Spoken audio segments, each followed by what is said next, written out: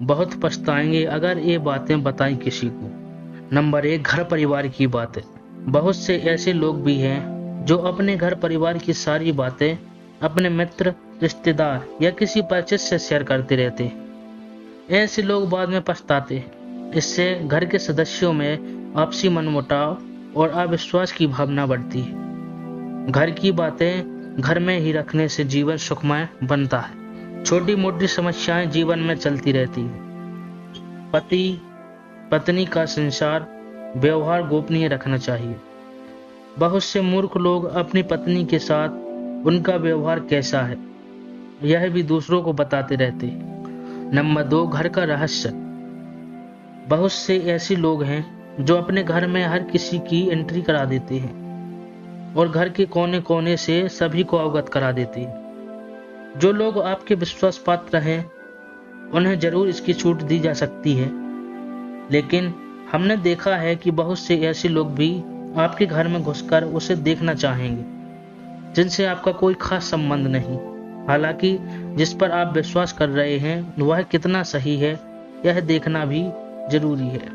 पुराने समय में लोग संयुक्त परिवार में रहते थे और उनके घर भी बड़े होते थे। ऐसे में यह धारणा प्रचलित हुई कि किसी को अपने घर का रहस्य नहीं बताना चाहिए।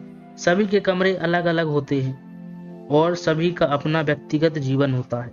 हालांकि यदि आपके रिश्तेदारों को छोड़कर आपके यहाँ कोई आता जाता रहता है तो यह सुनिश्चित करें कि उसका आना जाना ड्राइंग रूम तक ही सीमित रहे। नंबर 3, आपका धन। लोग जानना चाहते हैं कि आप कितना कमाते हैं। यदि आप सीधे सीधे नहीं बताएंगे तो ये लोग दूसरे तरीके से पूछताछ करके अनुमान लगा लेंगे। हालांकि आप अपने धन को जितना हो सके गोपनीय रखेंगे तो आपके लिए ही अच्छा होगा। इसलिए नहीं कि लोग कर्ज मांग लेंगे और फिर लौटाएंगे नहीं। इसके और भी कई कारण हैं। धन को अपने परिचित या रिश्तेदारों से गोपनीय ही रखने की सलाह दी जाती रही है, लेकिन ध्यान रखें अपनी पत्नी से गोपनीय रखेंगे तो आपके लिए वही धन दुखदायक साबित होगा। नंबर 4, अपना अपमान। यदि सार्वजनिक रूप से आपका अपमान किया जा रहा है तो उसका जमकर प्रतिकार करें।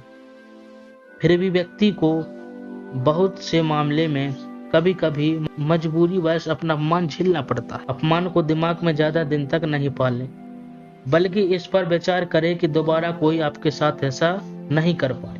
नंबर 5, अपनी अयोग्यता या कमजोरी। हालांकि बहुत सी जगह या मामले में इसे गोपनीय रखना घातक भी सिद्ध हो सकता है, लेकिन बहुत से मामलों में इसे उजागर करने से आपको लोग कमजोर समझकर आपके साथ गलत व्यवहार करने लगेंगे या आपको मानसिक रूप से दबाने लगेंगे। इसलिए इस बारे में आप अच्छे से विचार कर लें कि कब कहां कौन सी कमजोरी गोपनीय रखनी है। कमजोरी और अयोग्यता में फर्क करना भी सीखें। नंबर 6, मन की बात।